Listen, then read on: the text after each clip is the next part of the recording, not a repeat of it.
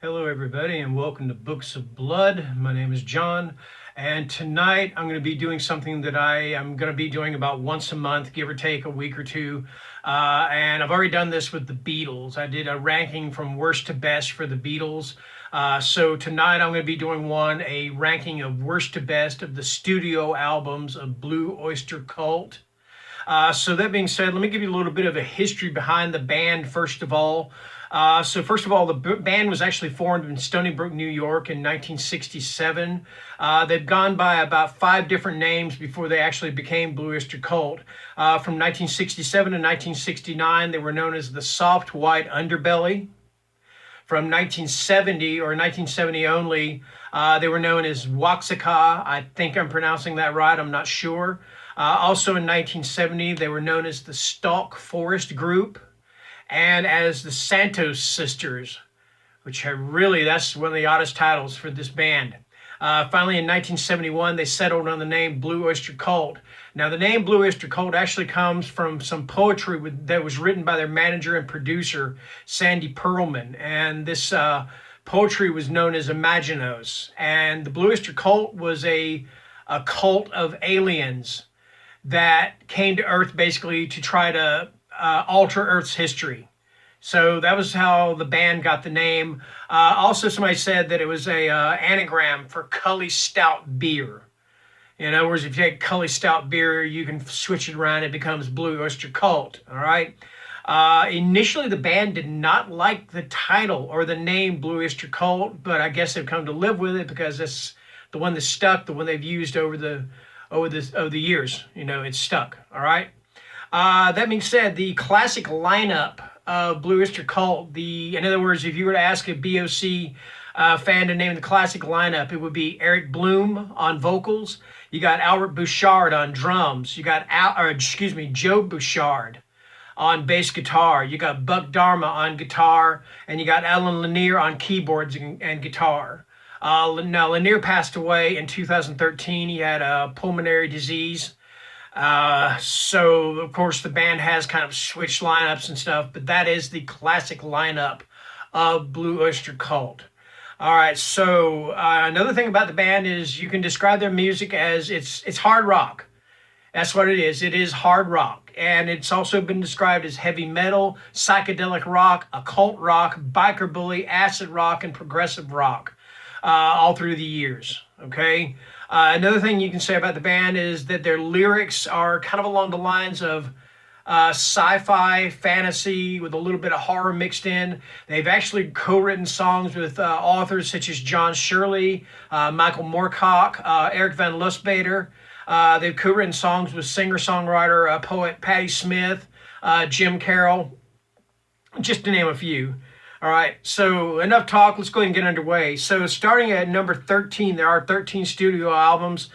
Starting at number 13, this one was one that I thought to myself, do I want to put this one or do I want to put the next one that's coming up as number 13? And it's because of one song in this album that I put this one at number 13. And I'm talking about The Revolution by Night. Okay. This isn't a horrible album. It's not a horrible album. None of the albums on here are horrible albums, all right? But this one reminds me, a lot of the music in this reminds me of like 80s movie music, just the style of music that was played back then in the 80s, especially with like a lot of teen 80s movies or a lot of 80s action movies, kind of that driving, almost synthesizer beat and stuff like that. But the song that put this one for me at number 13 is one called Let Go. This song, it just does not belong as a BOC song. It is one of the worst, absolutely, probably the worst song that BOC has ever done. It's one of those call and response things, where the guy goes, let go, and then they go, let go, and, like that and everything. And it's absolutely horrible. I mean, I hated it, and that's why I put this album at number 13. Now, there are some good songs on this. Shooting Shark, which has some airplay on MTV. That's actually a pretty good song. Take Me Away is good. Veins is good. But yeah, Let Go just, it just kills it. It nearly kills this album. All right. And this was released in 1983. Okay, from 1985, we have got Club Ninja. Now, this is one that most people put on their lowest as the lowest or the worst of the BOC. But like I said, because of Let Go on the Revolution by Night, I've got to put this one step above. Plus, this one actually has some pretty decent tunes to it. And I think the original lineup did not exist anymore of this. I think, with this one, you had Jimmy Wilcox and Tommy Jovancek or Zvanchek joining the band on background vocals and percussion and on synthesizers. This album, they didn't even have a drummer. There was no drummer. Albert Bouchard had left the band. He'd been fired from the band, and so they had no drummer. Now, they did replace with Rick Downey, but after, I believe, the Revolution by Night, Downey left the band. So like I said, with this album here, they have no drummer. Okay? At least no credited drummer as far as their lineup. Some of the songs in here, like I said, they're not the greatest of songs. They're good. They're just not great. That's why I've got this one so low on the ranking, okay? Let's see. One of them is really good is Perfect Water. That's actually a really good song. Awesome song. Let's see. Shadow Warrior is good. White Flags is good. Dancing in the Ruins is good. The rest of the lineup is Make Rock Not War, kind of an anthem thing, you know. Let's see. Spy in the House of the Night. Beat 'em Up, When the War Comes, and let's see, Madness to the Method. So yeah, that is Club Ninja. That was released in 1985. Okay. Now this next one, that's 1312. Then number 11. First of all, this one has the absolute worst Blue Oyster Cult album cover of all time. It's just a horrible freaking album cover. It just sucks. And I'm talking about Heaven Forbid.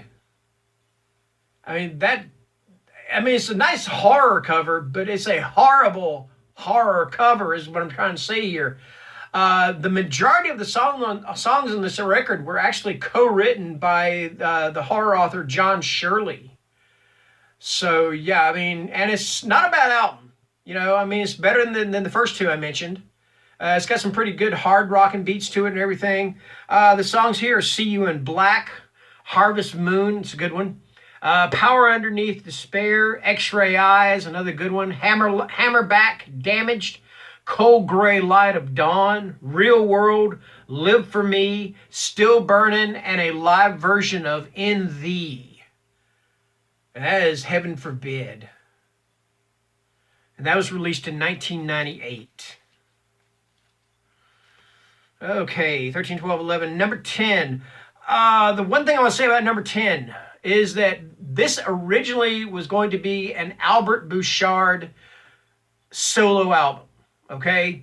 But the studio said, no, we want to make it a Blue Oyster Cult album. So they scrapped everything, redid. It was originally going to be 3 albums, a 3-album set. And they scrapped everything. And they brought in the other members of the band, Bloom, Joe Bouchard, Lanier, so on, Buck Dharma, changed up all the songs, they pretty much just kind of put Albert Bouchard on the back burner.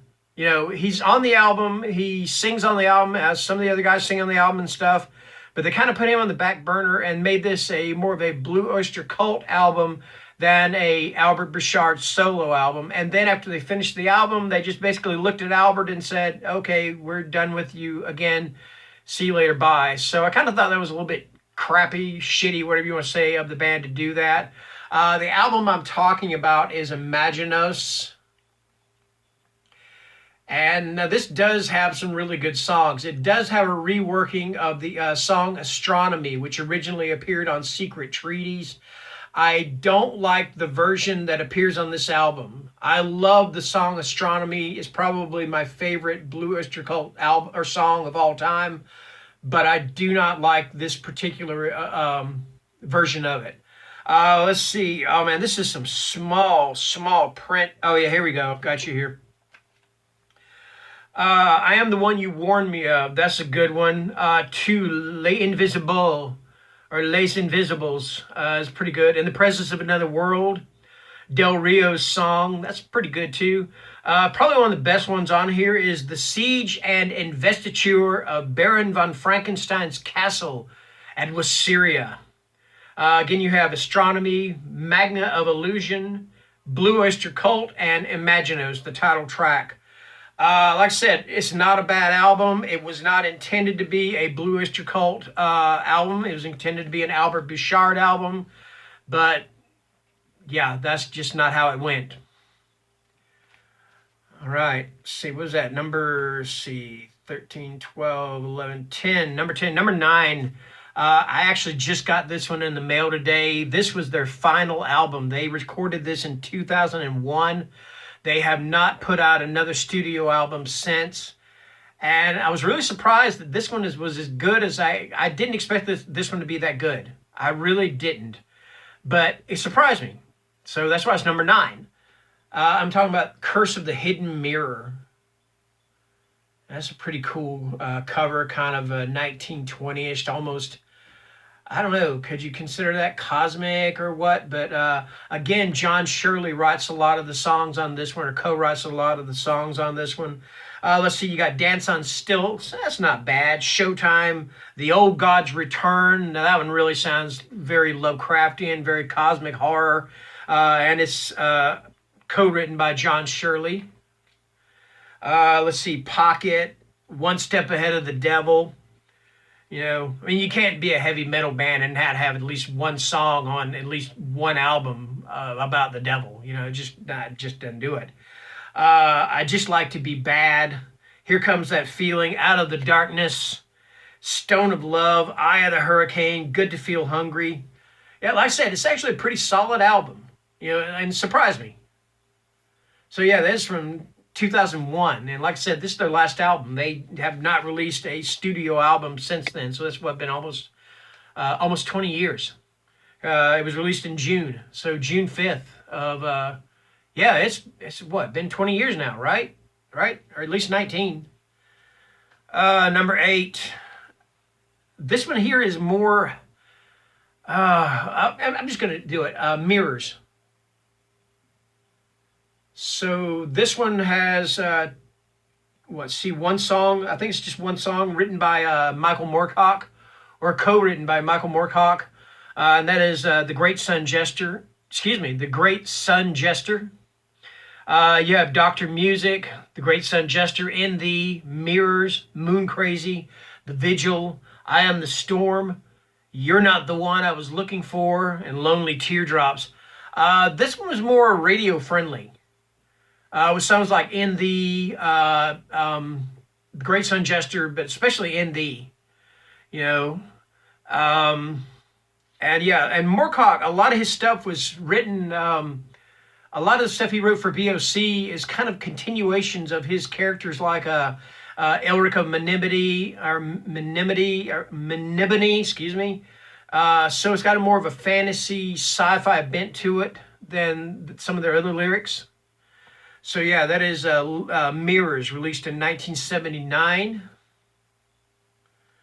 Okay. Next up from 1980, another one that has songs by Michael Moorcock, and I'm talking about Asaurus, Erectus. And I've heard of a lot of people that talk about this one, said that the reason they bought this was because of the cover, this dinosaur-like creature on the cover. And it's kind of interesting because they have on the back, they have this full drawing of what the creature on the cover looks like, these big, long, these weird neck dinosaurs, and supposedly they found these dinosaur eggs and this kind of stuff. So yeah, and yeah, so it's pretty cool. The song that is, the two songs that were, one song, I'm sorry. The song that was written by Michael Moorcock was Black Blade, which is a really awesome song about the sword that basically, instead of the wielder of the sword being the master, the blade itself is the master, and you know, and it's just goes insane, goes berserk, wreaks havoc on everything. Really awesome song. You also have Monsters, Divine Wind, Deadline, The Marshall Plan, Hungry Boys, Fallen Angel, Lips in the Hills, and Unknown Tongue. So yeah, that is Asaurus Erectus, and that's from 1980. All right. Okay, let's see here. All right. This one here, a lot of people would probably say this might be ranked a little bit higher, but to me, the albums that I'm going to talk about next I think, should actually rank higher than this one. Don't get me wrong, it's a great album. It's a fantastic album. And I'm talking about Fire of Unknown Origin. And the title track for that was written or co-written by Patti Smith. You have let's see what we got here. We got the title track, Burning for You, which is, God almighty, that song was played so much. It still is. Classic rock radio, burn out the day. Yeah, all right. Veteran of the Psychic Wars, which was written by Michael Moorcock. Soul Survivor. Heavy Metal, The Black and Silver. Vengeance, The Pact. Now, the thing about Vengeance, The Pact is, if you ever saw the Heavy Metal movie and the episode or the segment of it with the warrior goddess or the warrior princess or whatever, Tarna, where she's got that dragon and she's doing battle against this evil overlord or whatever. This song here, Vengeance the Pact, is that very segment cut down into a 3 or 4 minute song. So if you listen to the lyrics of that, you're basically listening to the movie or that segment of the movie. Also, Veteran of the Psychic Wars was played in a segment of the Heavy Metal movie also. So yeah, that is Fire of Unknown Origin from 1981. All right. Okay, it must be really saying something about the rest of the albums on this one. If I put this one at number, was it 5? Let's see what we got here. Was that number 6 or number 5? See. Sorry about that. 6, 5, 4, 3, 2. So 5, 4, 3, 2. Yeah, this is at number 5 because this one has so many good songs on it. Man, I love this album. It was actually the first Blue Oyster Cult album that I ever owned when I was a kid back in South Carolina. So I had it on vinyl to begin with, and I'm talking about Spectres. All right. And man, has this got some great songs on it. Godzilla. Oh man, how can you go wrong with Godzilla? Oh no, they say he's got to go, go, go, Godzilla. Yeah. All right. Golden Age of Leather. That's some biker boogie right there. Death Valley Nights. Searching for Celine. Fireworks. That's an awesome song too. Are You Ready to Rock? Celestial the Queen. Going Through the Motions. And my absolute 2 favorite songs on this album. I Love the Night and Nosferatu. Only a woman can break his spell. Pure in heart, who will offer herself to Nosferatu. Awesome album, number 5. Yes, sirree, Bob. And that was released in 1977. All right, so the next 3 albums, boiling down from number 4, 3, 2, all the way down to number 1. The next 3 albums are what is part of their black and white period. And there's no particular reason why it was called the black and white period, except for the fact that the album covers were strictly black and white. That's it. Okay? So number 4, I'm going to go with their self-titled debut, Blue Oyster Cult. All right. And one thing I want to talk about is the symbol on their albums. You see the symbol here. Now it's basically taken from the symbol for Saturn, and a lot of people go, "Well, this isn't a cult symbol; it's a symbol of the devil." Actually, it's not. It's just a symbol that was created. Oh man, I cannot remember who the creator of the symbol was. I'll be able to find out in a minute here. Oh gosh, who is it? I'll know when I see it. I'm so sorry. It does not say. Let's see. The Blue Oyster Cult symbol, cover art. Yeah, a guy named Gawlik. Gawlik. Yeah. And he had a first name too. I just don't remember the first name. But yeah, he's the one that created the BOC symbol, that symbol there. It's just a symbol. There's nothing else to it. Okay. All right. So what we got here? What we got for songs? And if you'll see a lineup of the group, this is Eric Bloom here. Buck Dharma. I think that is Alan Lanier. No, that's Alan Lanier, I believe. I believe that is Albert Bouchard, and that is Joe Bouchard. Let me see if I've got that right. Yeah, Alan Lanier, Eric Bloom, Albert Bouchard, Joe Bouchard, and Buck Dharma. Buck Dharma's real name is Donald Rozier. Actually, he was given the nickname of Buck Dharma by, I believe, Sandy Pearlman, who originally wanted to give all the band members like funky kind of cosmic names like Buck Dharma. But his is the only one that stuck, and he's used it ever since. All right, let's see what we got on this one. This has some actual bonus tracks. I'm not going to read off those. Transmaniacon MC, that means motorcycle club, in case you didn't know. I'm on the lamb and I ain't no, excuse me. I'm on the lamb, but I ain't no sheep.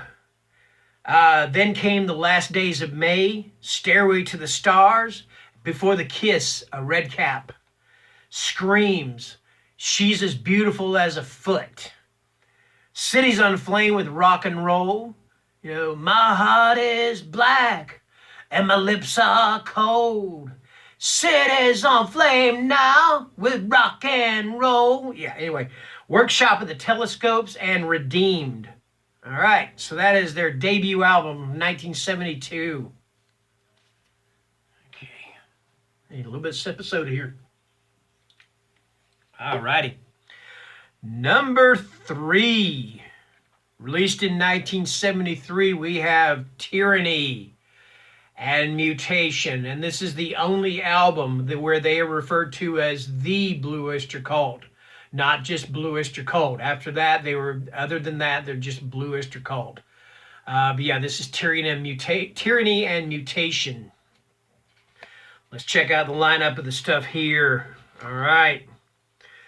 You got the black side and you got the red side. Back when you had vinyl, you had the black side, the red side. All right, on the black side, you got the red and the black. OD'd on Life Itself. Hot Rails to Hell. 7 Screaming Dizbusters. On the red side, you got Baby Ice Dog. Wings Wetted Down. Teen Archer. Mistress of the Salmon Salt. Quicklime Girl. That is Tyranny and Mutation. Right. Coming in, number two. This one here could have easily been number 1. In fact, I actually thought about making this number 1. And you know what? If I were to do one of these things in a year from now, this actually might be at number 1.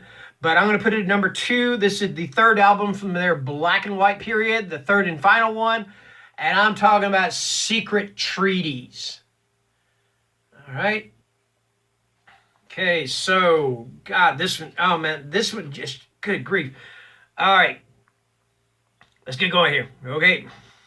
Career of Evil, Subhuman, Dominance and Submission, ME 262, God almighty, that is a rockin' frickin' song.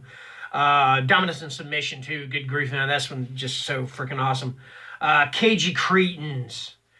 Harvester of Eyes. Like I said, their songs had a lot of a kind of a horror bent to them, or a sci-fi, or a fantasy, you know, and with a thing like Career of Evil, Harvester of Eyes, things like that. Flaming Telepaths. And finally, Astronomy. Astronomy is just such a absolutely fantastic song. If you have never heard it, go on YouTube, look it up. Play it. It's awesome. Okay. That's it. Number 2, Secret Treaties. 1974, by the way. Whoops. I dropped one. There we go. Okay. All right. Number one. Okay. Number 1 we have from 1976. This is their I believe this is their best-selling studio album. I don't think it's their best-selling album. I think their best-selling album is the live album Some Enchanted Evening. But I'm talking about Agents of Fortune. Oh man, this one is so good. You got This Ain't the Summer of Love, True Confessions, Don't Fear the Reaper. How many times have you heard Don't Fear the Reaper? Actually, Don't Fear the Reaper is one of those songs that has been played so much I almost don't want to hear it again, but oh my God, it's such a good song. So please don't stop playing it. And I'll never stop playing it because I love it, man. You know, seasons don't fear the reaper. All right. Another great one, ETI, Extraterrestrial Intelligence. You know, fantastic song. The Revenge of Vera Gemini or Gemini, co-written by Patti Smith. The reason she co-wrote so many songs on these albums is she was dating the keyboardist and guitarist Alan Lanier for quite a long time. All right, next thing we got Sinful Love, Tattoo Vampire, Morning Final, Tenderloin, and Debbie Denise, which is actually a really underrated song if you ask me. So yeah, that is going to do it. That is the worst to best of Blue Öyster Cult. Like I said, I do this about once a month. I am still strictly a book channel, or not strictly, I'm still mainly a book channel, a booktube channel. This is something I do for myself, and I know there are some people out there that like these videos, so I do it for them too. So that being said, you know, don't unsubscribe because you look and go, well, I subscribe to a book channel. This is music. Don't do that. Come on. Anyway, and I just do this once a month. Okay, give or take a week or two, but usually once a month. So I'm thinking the next time I do this, I'm going to be doing a from worst to best of the studio albums of a particular performer that has been around a long time, but I just discovered her this year, and I'm talking about Kate Bush. And that's going to be one that I'm really looking forward to it. I'm going to get it all together, listen to the albums again, do my ranking, and then I'll make the video. So until next time, thank you for watching, and rock on.